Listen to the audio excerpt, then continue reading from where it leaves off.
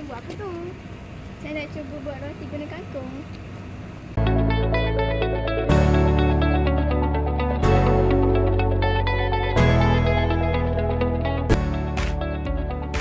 Assalamualaikum, saya Encik Muhammad Izzat bin Ramli, pensyarah program Bakery dan Pastry Kolej Vocasional Kuala Berang, merangkap penyelia projek inovasi pelajar. Hai, Assalamualaikum warahmatullahi wabarakatuh. Nama saya Radhi Sofia binti Adnan daripada Kolej Vocasional Kuala Berang.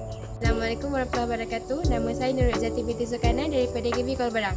Nama saya Fatih Sarbina binti Mak Rashid dari Kolej Vocasional Kuala Berang. Kangkung bun with garlic butter custard merupakan produk yang dihasilkan daripada kangkung yang dijadikan bahan utama di dalam dough bun. Lagi intinya pula menggunakan bawang putih yang digabungkan dengan butter custard. Antara khasiat kangkung untuk kesihatan ialah kangkung yang tinggi dengan kebaikan kalium boleh melawan sodium iaitu sebahagian yang menyebabkan darah tinggi. Ia juga dapat melancarkan sistem perhadaman, mengurangkan masalah anemia, baik untuk kesihatan mata dan imuniti tubuh, dan ia juga sesuai untuk turunkan berat badan. Tidak semua masyarakat suka akan rasa dan tekstur kangkung dan bawang putih. Jadi, produk ini dihasilkan bagi menarik minat orang ramai dengan rasa roti yang unik dan sedap.